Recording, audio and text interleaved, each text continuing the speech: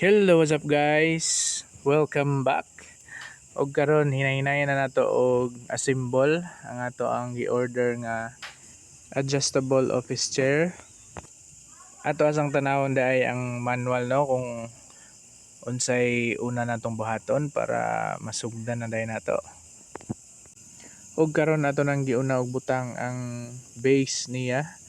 So mao ni butangan sa gitawag og caster wheel no, kaning mga ligid niya nga tagsa-tagsa. So kay kumpleto raman iyang mga ligid, so ato na dayon ning tagsa-tagsag butang. So by the way nani 5 ka buok caster wheel no. Dayon ato na dayon isunod og butang ang gas lift cylinder. Pagkahuman ato na dayon abrihan ang seat no, ang pinaka main nga lingkuranan. Check na to gamay, dayon ato na dayon ni siyang tauran og armrest. Duha ka buok atong itaod ani left and right. Dayon medyo murag dugay-dugay gani natong gitaod no, kay ubay-ubay ang mga screw ani nga gibutang. Og karon ato nang gisugdan og taod ang mga screw. So murag medyo nalangay to diri dapita no.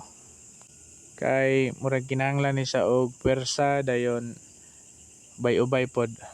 So daghan kayong salamat sa mga nitan-awan ni nga video og nakaabot ka aning dapita. Ayaw kalimot og like. Thank you so much.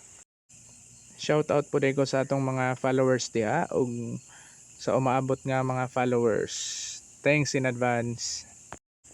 Dayon karon ato nang isunod og butang ang mo-adjust no. Mao ni ang mo-adjust up and down kung ganahan ta mo pataas or mo paubos. So same nagyapon siya screw nga gibutang. Pagkahuman ato na dayong giabrihan o ibutang nato ang back. So mao ni ang sandiganan nato no para dili ta matuwang sa atong paglingkod-lingkod. Dayon same daghan gyapon ning mga screw no, so nalangay gyapon ta diring dapita. Pagkahuman ani ato na dayong gisunod ang headrest. Dayon mao na dayon. So this is now the final result. So thank you kayo sa pagdan-aw, daghang salamat.